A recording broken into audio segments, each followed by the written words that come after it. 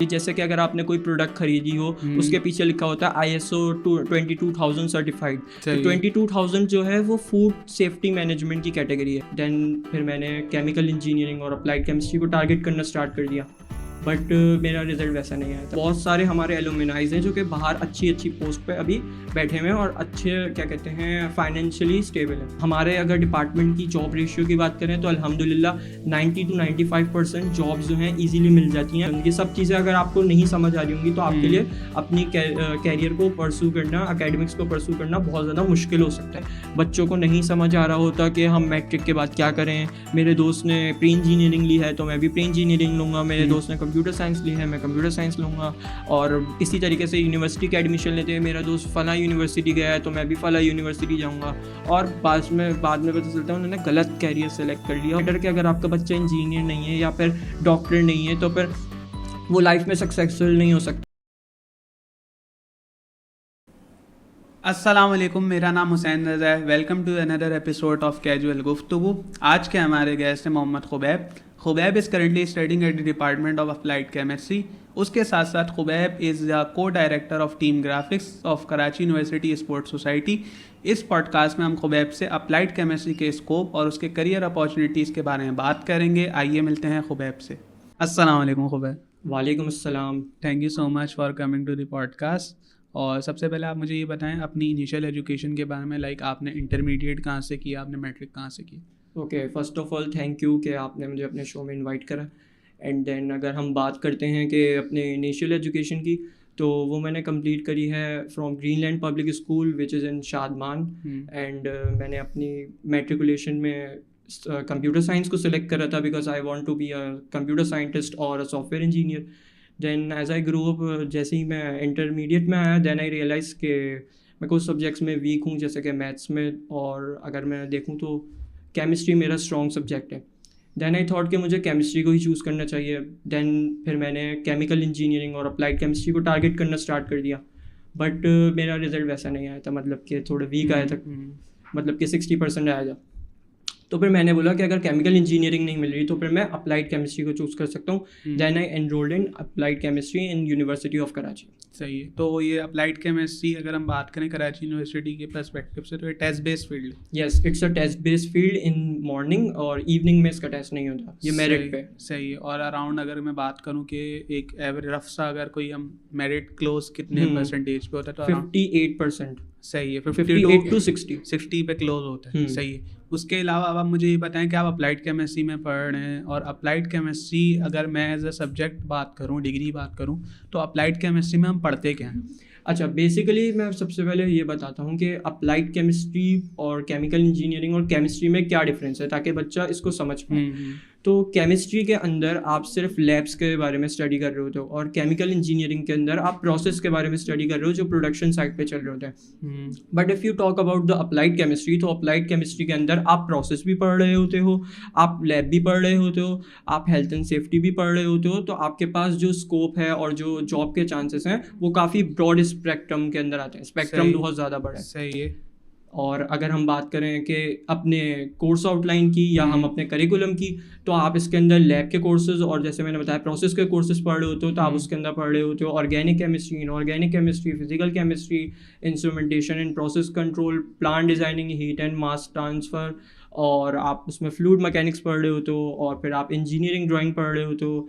इसी तरीके से आप केमिकल रिएक्शन इन इंजीनियरिंग पढ़ रहे होते हो। ये सारे जो सब्जेक्ट्स हैं केमिकल इंजीनियरिंग और केमिस्ट्री का एक तरीके से मिक्सचर है। तो मैंने जैसे बताया कि अप्लाइड केमिस्ट्री को अगर हम देखें तो इसे बनाने की नीड क्या हुई थी।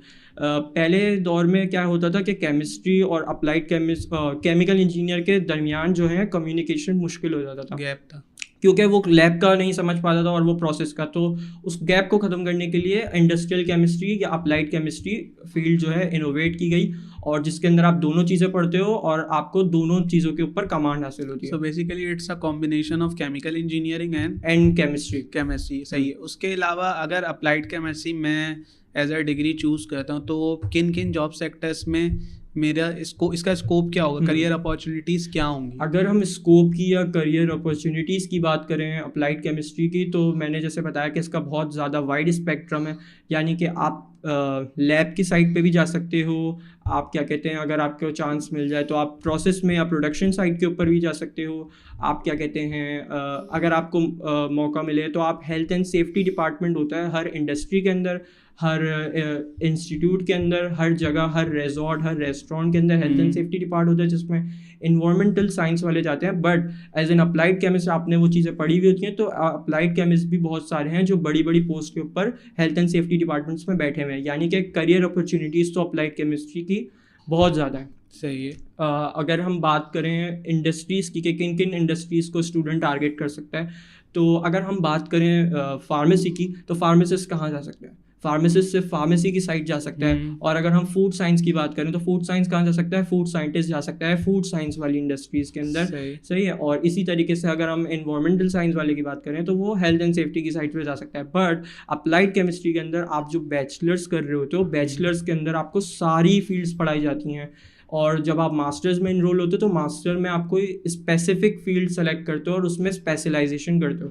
तो फॉर एग्जांपल अगर मैंने अपनी स्पेशलाइजेशन फार्मास्यूटिकल में कंप्लीट करी है तो इट डजेंट मैटर कि मैं फार्मास्यूटिकल में जाऊँ या फूड में जाऊँ या पॉलीमर में जाऊँ या टेक्सटाइल में जाऊँ या किसी भी फील्ड में जाऊँ, क्योंकि मैंने बैचलर के अंदर सारी इंडस्ट्रीज़ को कवर करा हुआ है। तो अप्लाइड केमिस्ट जो है हर फील्ड में जा सकता है, उसके लिए कोई लिमिटेशन नहीं है। सही। तो ये जो स्पेशलाइजेशन की आपने बात करी, या फाइनल ईयर में आके आपके पास ऑप्शंस होते हैं कि आप टेक्सटाइल में जा सकते हो या पॉलीमर में या पेट्रोकेमिकल में। सही। You can choose anything. या आपने आइडेंटिफाई कर लिया कि मेरा इंटरेस्ट इस साइड है, आप उस फील्ड में जा सकते हो। सही है। उसके अलावा जैसे अगर मैंने अप्लाइड केमिस्ट्री में ग्रेजुएशन कर लिया, लाइक एमफिल वाला मास्टर्स कर लिया, उसके अलावा पोस्ट ग्रेड लेवल पे अगर मुझे आगे परस्यू करना है अपनी एकेडमिक्स को, तो उसकी क्या करियर अपॉर्चुनिटीज होंगी? अगर आप मास्टर्स के बाद अपनी एजुकेशन को कंटिन्यू करना चाहते हो तो हमारे डिपार्टमेंट के अंदर आप एमफिल कर सकते हो, पीएचडी कर सकते हो। और एक बेनिफिट और है जो कि मुझे और डिपार्टमेंट्स के अंदर नहीं नज़र आया, कि अगर आप एमफिल कर रहे हो तो एमफिल के साथ साथ आप हमारे डिपार्टमेंट में टीचिंग भी स्टार्ट कर सकते हो एज अ टीचर। और उससे ये होता है कि आपका टीचिंग कैरियर भी स्टार्ट हो जाता है और साथ साथ आपकी एमफिल भी चल रही होती है और आपको चीज़ें और ज़्यादा समझ आ रही होती हैं। जैसे कि हमारे बहुत सारे टीचर्स हैं जो एमफिल भी कर रहे हैं और साथ साथ हमें कोर्सेज पढ़ा भी रहे हैं। तो ये है। और अगर हम और करियर अपॉर्चुनिटीज़ की बात करें पोस्ट ग्रेजुएट की, तो वो नॉट ओनली इन पाकिस्तान, वो इंटरनेशनली भी ट्राई कर सकता है, क्योंकि अप्लाइड केमिस्ट्री की डिग्री को इंटरनेशनली भी रिकग्नाइज करा जाता है अच्छे नाम से। और बहुत सारे हमारे एलुमनाइज हैं जो कि बाहर अच्छी अच्छी पोस्ट पे अभी बैठे हुए हैं और अच्छे क्या कहते हैं फाइनेंशियली स्टेबल है। सही है। उसके अलावा आप मुझे ये बताएं कि जैसे मैं as a student applied chemistry पढ़ना चाहता हूँ, वो कौन सी ऐसी चीज़ें जो आप समझते हैं कि एक अप्लाइड केमिस्ट्री स्टूडेंट को समझ लेनी चाहिए या उसमें होनी चाहिए? अगर मुझे ये आइडेंटिफाई करना है कि मुझे अप्लाइड केमिस्ट्री पढ़ना है तो ये चीज़ें मेरे अंदर हैं तभी मैं अप्लाइड केमिस्ट्री की तरफ आऊँ, वरना ये फील्ड मेरे लिए नहीं बनी।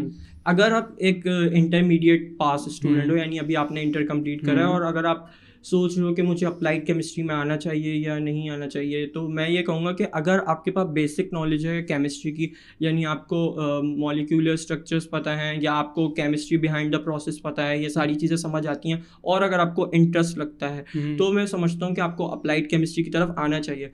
क्योंकि अप्लाइड केमिस्ट्री के अंदर it's all about chemistry, chemical engineering, thermodynamics और बहुत सारे रिएक्शन, ये सब चीज़ें अगर आपको नहीं समझ आ रही होंगी तो आपके लिए अपनी कैरियर को परस्यू करना, एकेडमिक्स को परस्यू करना बहुत ज़्यादा मुश्किल हो सकता है, और आपको फिर आगे जाके मसला होगा पढ़ने में ऑब्वियसली। और अगर मैं बात करूँ पढ़ाई की, तो अप्लाइड केमिस्ट्री में अगर आप इनरोल होते हो तो इसका मतलब ये नहीं है कि आपको सिर्फ इन्जॉयमेंट करनी है और एंड में पढ़ना है। अगर आपको अपने कैरियर के साथ अपनी एकेडमिक्स को साथ ले लेके चलना पड़ता है। अगर आप जॉब करते हो या कुछ भी, तो आपको अपनी एजुकेशन को भी उतना टाइम देना पड़ेगा, क्योंकि अगर आप समझते हो कि मैं एंड टाइम पे पढ़ने बैठूंगा और कवर हो जाएगा तो वो बहुत मुश्किल हो जाता है, और बहुत सारे बच्चे पे ड्रॉप ऑफ भी हो जाते हैं जो कि बुरा लगता है।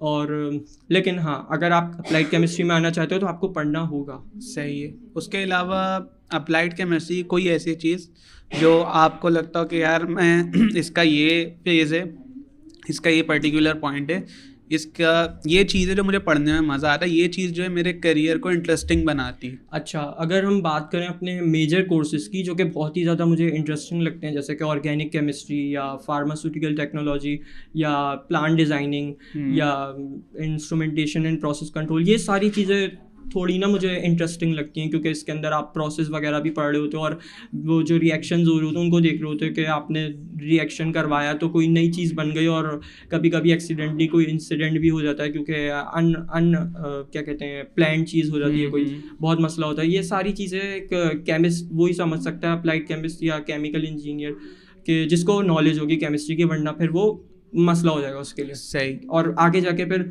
उसको खुद भी प्रॉब्लम फेस करनी पड़ेगी, क्योंकि उसके पास वो स्किल ही नहीं होंगे कि वो एनालाइज कर पाए कि हो क्या रहा है मसला। सही। उसके अलावा अगर मैं बात करूं, जैसे इंटर्नशिप्स वगैरह होती है ना, थर्ड ईयर में आती हैं, अगर कोई अप्लाइड केमिस्ट्री पढ़ रहा है तो उसके लिए इंटर्नशिप्स की क्या अपॉर्चुनिटीज़ होंगी, किस किस जगह में वो इंटर्नशिप कर सकता है? अच्छा, जैसे कि मैंने बताया कि अप्लाइड केमिस्ट्री के अंदर आपको सारी फील्ड्स के बारे में पढ़ाया जाता है, तो आप लिमिटेड नहीं हो कि आप पॉलीमर में जा रहे हो या पेट्रोकेमिकल में या फार्मा में या टेक्सटाइल में। यू कैन गो एनीवेयर जहाँ पे आपका दिल चाहता है, जहाँ आपको लगता है कि स्कोप है, जहाँ आप फिट हो सकते हो। आपको किसी को देख के नहीं सेलेक्ट करना, आपको अपना इंटरेस्ट देखना है, आपको वहाँ पे अप्लाई करना है। बहुत आसानी से जॉब मिल जाती है। हमारे अगर डिपार्टमेंट की जॉब रेशियो की बात करें तो अल्हम्दुलिल्लाह 90 to 95% जॉब्स जो हैं ईजिली मिल जाती हैं, और जो बाकी 5% है वो किसी वजह से रुक जाते हैं, या फिर वो अपने फैमिली बिजनेस को ही कंटिन्यू करते हैं इस वजह से। वरना जॉब्स मिलना बहुत आसान है, क्योंकि मैंने बताया कि स्पेक्ट्रम बहुत ज़्यादा है और ईजीली जॉब मिल जाती है, क्योंकि हर सेक्टर में बच्चा जा सकता है। ज़रूरी तो नहीं है कि एक जगह लिमिटेड हो जैसे दूसरी फील्ड वाले होते हैं। सही। अच्छा, अब आप मुझे ये बताएं कि for example what are some of the resources जो आप अप्लाइड केमिस्ट्री के स्टूडेंट्स को, फॉर एग्जांपल मेरा एडमिशन हो गया अप्लाइड केमिस्ट्री में, मुझे कुछ रोड मैप नहीं पता या मुझे कुछ डिफ़िकल्टी हो रही है अपनी एकेडमिक्स को लेके, तो what are some of the resources जिन्होंने आपको हेल्प किया और वो आप रेकमेंड करना चाहेंगे स्टूडेंट्स को, जैसे कोई यूट्यूब चैनल या ब्लॉग वगैरह?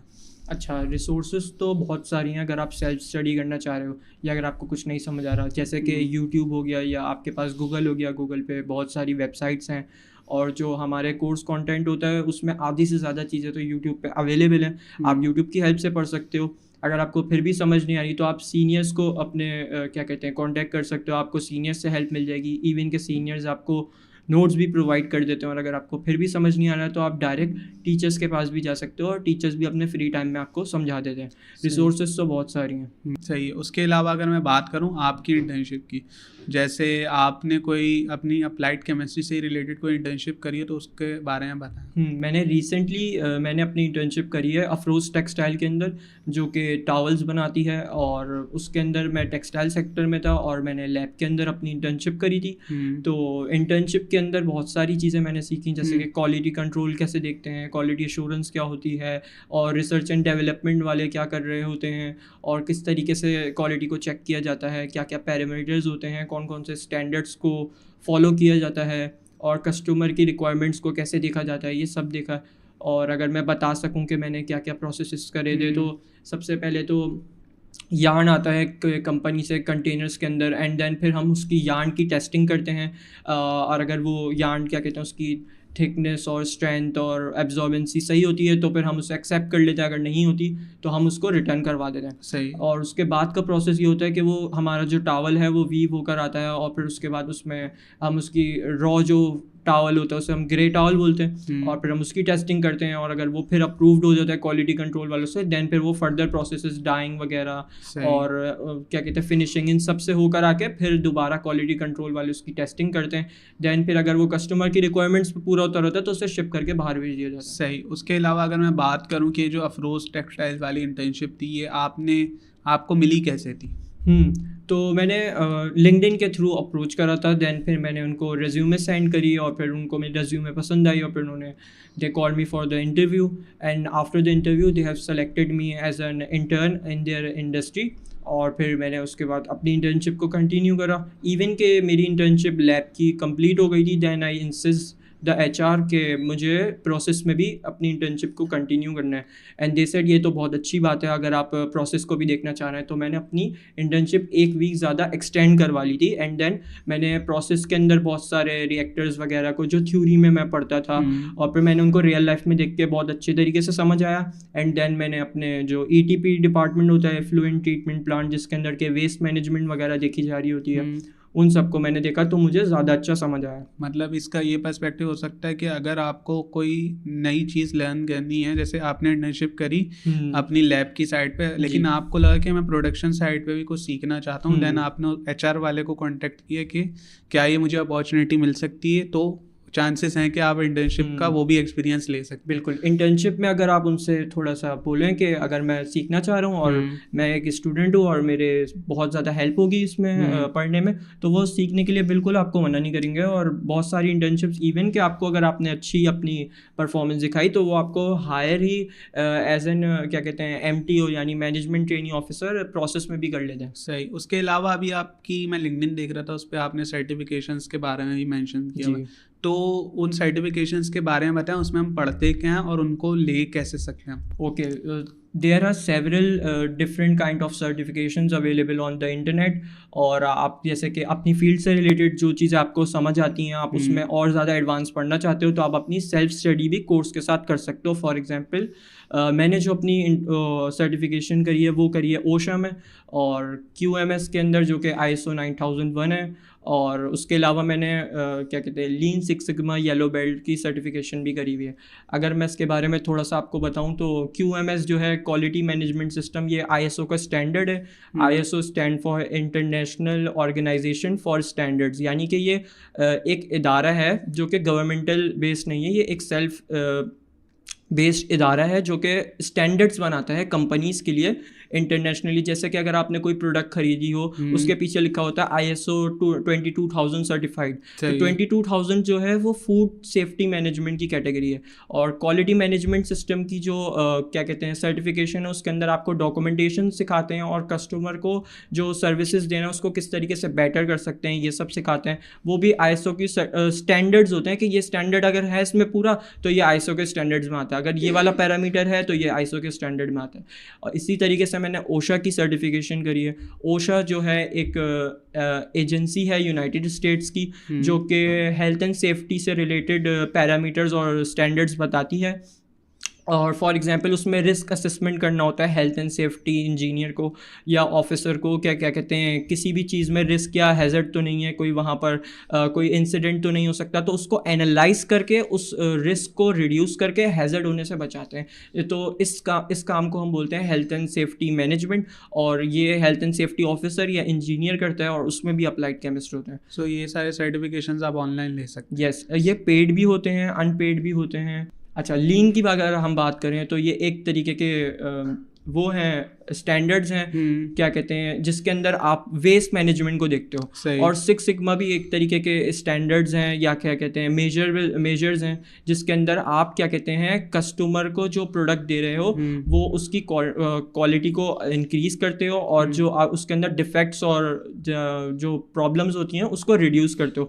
अब हुआ क्या, लीन और सिक्स सिग्मा दोनों कंबाइन हो गए और एक नई चीज़ बनी। और जो लीन सिक्स सिग्मा के जो बेसिकली जो गोल्स होते हैं अचीव करना किसी भी बिजनेस के लिए, वो ये होते हैं कि वो वेस्ट को कम से कम करें और कस्टमर सेटिस्फेक्शन को बढ़ाएं और क्या कहते हैं कस्टमर सेटिस्फेक्शन को मद्देनज़र रखते हुए अपनी क्वालिटी को इम्प्रूव करते जाएं और प्रॉब्लम्स को और डिफेक्ट्स को रिड्यूस करते जाएं। तो ये इनका बेसिक पर्पस होता है। और लीन सिक्स सिग्मा के बहुत सारे लेवल्स होते हैं। फॉर एग्जांपल सबसे पहले लेवल आता है वाइट बेल्ट। वाइट बेल्ट को करने के लिए आपको किसी स्किल की ज़रूरत नहीं है, किसी नॉलेज की इतनी ज़्यादा ज़रूरत नहीं है, वो बेसिक लेवल होता है, उसमें कोई एक्सपीरियंस नहीं चाहिए आपको। सही। देन फिर आता है लेवल 2 जो कि येलो बेल्ट है, जो कि मैंने करा है। उसके अंदर आपको केमिस्ट्री और इससे मैनेजमेंट से रिलेटेड थोड़ी बेसिक्स पता होनी चाहिए और अगर आपके पास इंडस्ट्रियल एक्सपीरियंस है या नहीं वो इतना मायने नहीं रखता, लेकिन आप लेवल 2 कर सकते हो। देन फिर आता है लेवल 3 जो कि है ग्रीन बेल्ट। ग्रीन बेल्ट थोड़ा एडवांस है, डिटेल्ड कोर्स है, उसके अंदर बहुत ज़्यादा आपको नॉलेज दी जाती है कि आप कंपनी चलाना कोई आसान बात नहीं है। कंपनी की रिक्वायरमेंट्स या कस्टमर की रिक्वायरमेंट्स को पूरा करते हुए वेस्ट को कम करके और क्वालिटी को कैसे इंप्रूव कर सकते हो। और इसी के बाद आता है ब्लैक बेल्ट जो कि और एडवांस है। देन आता है मास्टर ब्लैक बेल्ट जिसके लिए आपको बहुत ज़्यादा एक्सपीरियंस चाहिए, उसके लिए बहुत सारे प्रोजेक्ट्स हुए होने चाहिए उस कोर्स को करने के लिए, वरना आपको उसकी बातें नहीं समझ आएंगी। मतलब जितनी भी आपने सर्टिफिकेशंस बताई हैं ये डायरेक्टली कनेक्टेड है आपकी अप्लाइड केमिस्ट्री की फील्ड से। एंड अगर आप ये सर्टिफिकेशंस करते हैं तो ये डेफिनेटली आपको हेल्प करेगी बेटर जॉब अवेल करने के लिए, बेटर जॉब अवेल करने और आपको अंडरस्टैंडिंग लेने के लिए कि आप अपनी स्किल्स इससे बेटर कर हम्म। सकते हैं। सही है। उसके अलावा आपका टीचिंग साइड पे भी एक्सपीरियंस है, आप पढ़ाते भी हैं, तो मेरा ये सवाल स्पेसिफिकली ये होगा कि आपको क्या लगता है कि what's one thing that is missing from students perspective के, लाइक आपको लगता है कि इस चीज़ पे काम होना चाहिए, हमारे 9-10 या इंटरमीडिएट का बच्चा वो इस चीज़ में लैग करता है। हाँ, तो एज अ इवनिंग स्टूडेंट तो मॉर्निंग में मेरी अप्रोच थी कि मैं क्या कहते हैं डिफरेंट इंडस्ट्रीज़ को अप्रोच करूँ जॉब के लिए, बट वो नहीं हो पा रहा था। तो फिर मुझे कुछ ना कुछ तो करना ही था अपनी, तो फिर मैंने टीचिंग को परस्यू करा, और टीचिंग करने से मुझे बहुत ज़्यादा फ़ायदा हुआ इन टर्म्स ऑफ एजुकेशन, क्योंकि जो चीज़ें हम अभी एडवांस लेवल पे पढ़ रहे हैं उसकी जो बेसिक कॉन्सेप्ट्स हैं वो हम 9-10 में ही पढ़ रहे होते हैं, और उससे मुझे बहुत ज़्यादा हेल्प हुई पढ़ने में। और अगर आपने जैसे बताया कि बच्चों को क्या प्रॉब्लम फेस करती हैं और क्या चीज़ें होनी चाहिए, तो बेसिकली कंसल्टेशन ज़्यादा ज़रूरी है। बच्चों को नहीं समझ आ रहा होता कि हम मैट्रिक के बाद क्या करें। मेरे दोस्त ने प्री इंजीनियरिंग ली है तो मैं भी प्री इंजीनियरिंग लूँगा, मेरे दोस्त ने कंप्यूटर साइंस ली है मैं कंप्यूटर साइंस लूँगा, और इसी तरीके से यूनिवर्सिटी के एडमिशन लेते हैं, मेरा दोस्त फ़लाँ यूनिवर्सिटी गया है तो मैं भी फ़लाँ यूनिवर्सिटी जाऊँगा, और बाद में पता चलता है उन्होंने गलत कैरियर सेलेक्ट कर लिया और वो कैरियर उनके लिए बना ही नहीं था।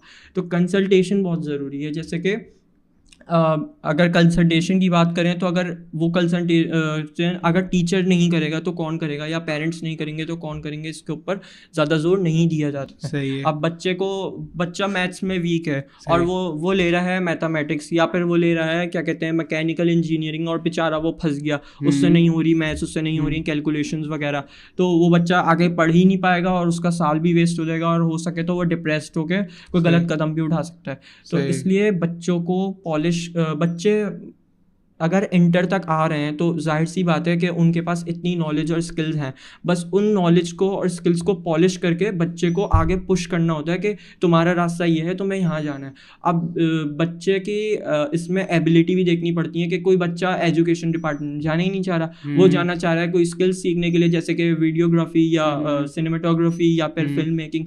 तो हमें बच्चे को सपोर्ट करते हुए उसकी जो डिज़ायर है उसको मद्देनज़र रखते हुए उसको उस फील्ड में पुश करना चाहिए। इट डजेंट मैटर कि अगर आपका बच्चा इंजीनियर नहीं है या फिर डॉक्टर नहीं है तो फिर वो लाइफ में सक्सेसफुल नहीं हो सकता। There is a lot of examples कि आप देखें कितने सारे बड़े बड़े यूट्यूबर्स हैं, या यूट्यूबर्स के अलावा फिल्म मेकर्स हैं जो कि अपनी क्या कहते हैं क्रिएटिविटी को यूज़ करके अपने जो क्या कहते हैं जनरेशन को किस तरीके से इम्प्रूव कर रहे हैं और उन्हें मोटिवेट कर रहे हैं। बेसिकली आप जैसे अभी आपने बात की ना इंजीनियरिंग हो गई, या फिर अगर आप डॉक्टर साइड पे आते हैं, आपने बच्चे को ये भी गाइड करना है कि ये फील्ड्स तो इसके अलावा अगर आपका फिल्म मेकिंग की साइड पे इंटरेस्ट है, you can pursue your degree in film making. आप आर्ट्स में डिग्री ले सकते हो, इट डजंट मैटर, आप सोशल साइंसेस में डिग्री ले सकते हो। फॉर एग्जाम्पल आपका इंटरेस्ट है कि मुझे इन क्राइम साइड पे मुझे आइडेंटिफिकेशन करना है, मुझे FIA में जाना है, मुझे किसी या आपको CSS करना है, आपको CSS करना है, तो आपके लिए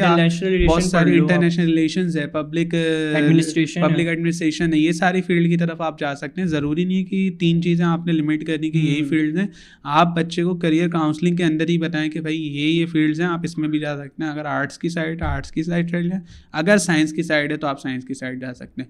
उसके अलावा अब आप मुझे बताएं, आप अप्लाइड केमिस्ट्री पढ़ रहे हैं, साइंस रिलेटेड ज़्यादातर फील्ड है, फिर मैं देख रहा था कि आप ग्राफिक डिज़ाइनिंग भी करते हैं, तो ग्राफिक डिज़ाइनिंग के बारे में बताएं कि ये वाली जर्नी आपकी स्टार्ट कहाँ? हाँ, तो बेसिकली जब मैं यूनिवर्सिटी में आया था तो हमारा फर्स्ट और सेकंड ईयर तो पेंडेमिक में चला गया था, हम लोग घर से ही ऑफलाइन पढ़ रहे थे, ऑनलाइन पढ़ रहे थे सॉरी।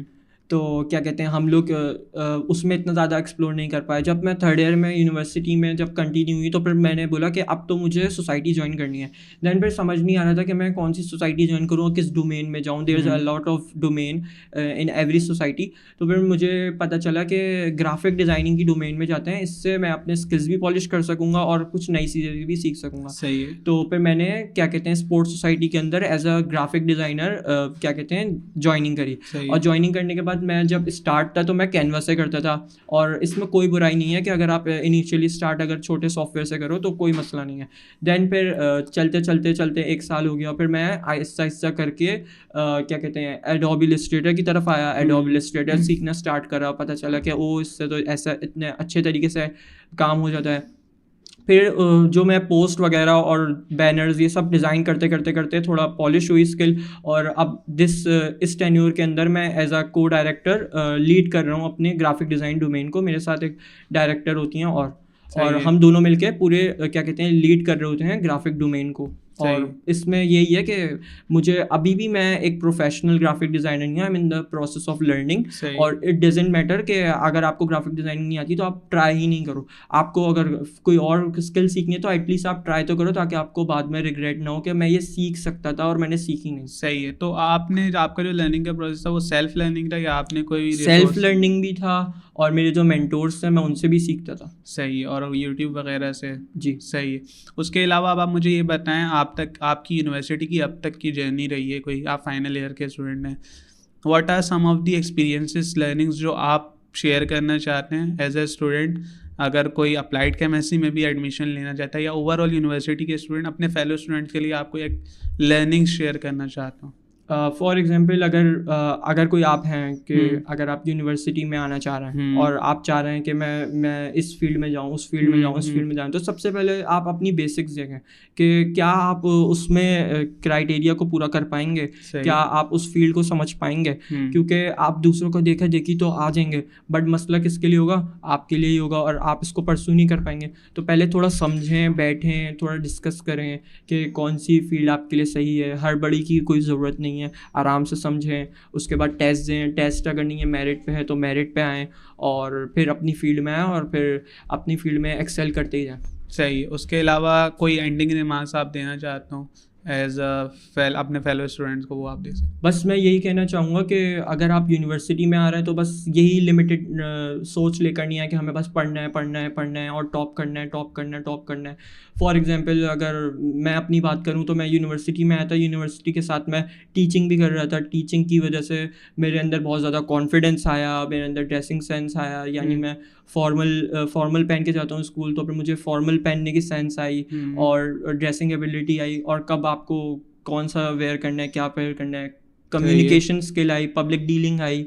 उसके अलावा क्या कहते हैं प्रेजेंटेशन स्किल्स इंप्रूव हुई। उसके अलावा फिर मैंने यूनिवर्सिटी में पार्ट लिया तो डिफरेंट एक्टिविटीज़ में मैनेजमेंट करनी आई मुझे, कि किस तरीके से पूरा इवेंट मैनेज करना है। ये सारी स्किल्स भी मैंने सीखी हैं, क्योंकि इट डजेंट मैटर कि आपने सिर्फ वो डिग्री ली हुई है 4 GPA के साथ या फिर 3.9 GPA के साथ, और आपको प्रेजेंटेशन नहीं आती, आपके अंदर ड्रेसिंग सेंस नहीं है, आपको उठने और बैठने की तमीज़ नहीं है, आपके अंदर कम्युनिकेशन स्किल्स नहीं है, तो फिर फ़ायदा नहीं है ऐसी पढ़ाई का। सही। तो बेसिकली इसका टेक अवे पॉइंट ये हो सकता है कि आपने अपनी एकेडमिक्स के साथ साथ और चीज़ों को भी एक्टिविटीज़ को भी और चीज़ों को भी एक्सप्लोर करना है। Thank you so much Khubaib for coming. It was a nice conversation. Thank you so much for coming.